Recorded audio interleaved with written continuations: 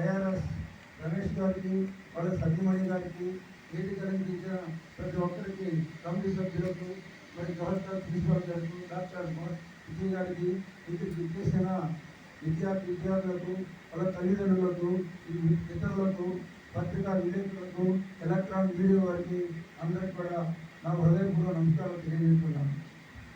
మరి గత సంవత్సరము ఈ బీసీ సభ తరఫున మనము 10వ తరగతి విద్యార్థులకు పురస్కారాలు అందజేయాలని ఉద్దేశంతో ఒక కమిటీని ఏర్పరిచి డాక్టర్ కృష్ణారావు గారు ఇద్దరు కూడా ఆ రోజున నన్ను కూడా ఒక సలహాదారుగా పిలిచి మనం ఏ విధంగా చూస్తే బాగుంటుంది, మన విద్యార్థి ప్రతి సంవత్సరం ఏ విధంగా ఉద్దేశంతో దీన్ని కమిటీ ఏర్పాటు చేసి మరి గత సంవత్సరం చాలా ఉన్నతనం జరుపుకున్నాం. అదేవిధంగా ఈ సంవత్సరం కూడా ఈ కార్యక్రమం చేపట్టడం చేయడానికి ఈ రోజున మనం ప్రారంభించుకున్నాం.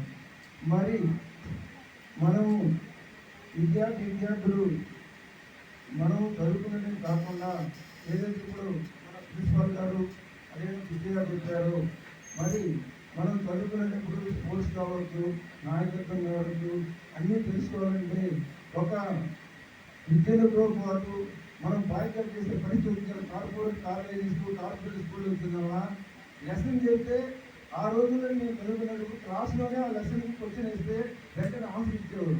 ఈరోజు ఆ పరిస్థితి లేదు. ఎందుకంటే కార్పొరేట్ పరిస్థితి ఆ విధంగా మన విద్యార్థులకు విద్యను తీసుకొచ్చారు, విద్యను అమ్ముకునే స్థితికి తీసుకొచ్చారు. అందువల్ల ఈ రోజున మన విద్యార్థులు మేధా సంపదను ఉపయోగించుకొని ముందుకు వెళ్ళాలంటే తాత్విక మన దగ్గర ఆ మేధావితనం ఉంటే అలాంటి పరిస్థితి.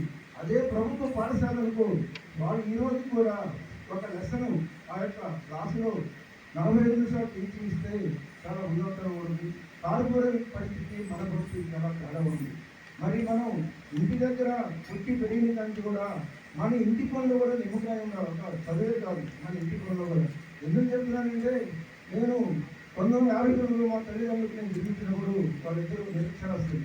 ఆ రోజున నాకు 10వ సంవత్సరం రాగానే నేను వాళ్ళతో పాటు గీతలు కాశాను, మాకు నాన్నతో పాటు గొర్రెలు కాశాను. ఇవన్నీ చేసి కష్టపెడితేనే ఆ తర్వాత నేను చదువుకోగలిగాను.